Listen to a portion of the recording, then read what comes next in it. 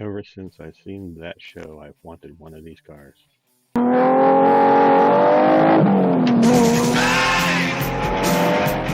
Listen to the floor till the engine screams. Drive, driving like the demon that drives your dreams. After all these years, I finally got a lead on one and could actually afford it. So I rented a U-Haul truck and car carrier and headed up to Maryland to meet up with my new friend, Mark.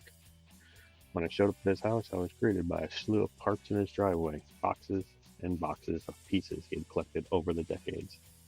After a few hours of loading the truck with help from his friend Mike, then Mark's whole neighborhood to get that car loaded up on the carrier, I was back in the truck for a 6-hour drive back home. I got home around 11 o'clock. Spent the next hour or so unpacking all the boxes and getting the car off the carrier. And this is all the stuff. So, this is the car. I need to go through all the boxes and organize everything I have, of course, but this is a project where Mark left off. You need to get wiper blades, get that operating. I know the brakes need to be checked and bled. Suspension is all in place, at least. The interior is not complete. I know I need to get a tach and a speedometer. You also need a gas pedal, as well as shifter and linkage system, and a parking brake of some kind.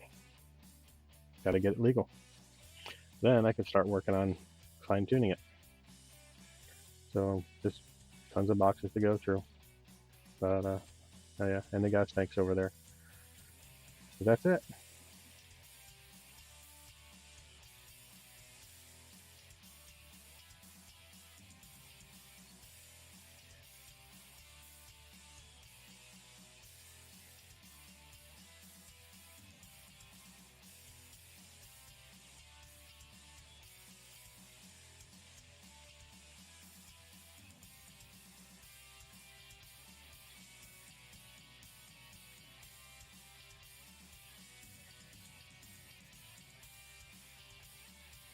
So let's take a look at the engine.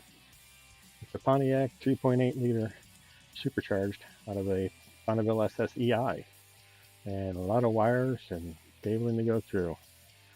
So the plan eventually is to take a Porsche Boxster donor and stick the engine, transmission, front suspension, interior, dashboard gauges, and I hope absolutely everything from a Porsche Boxster, and stick it into this car. So that's a future project.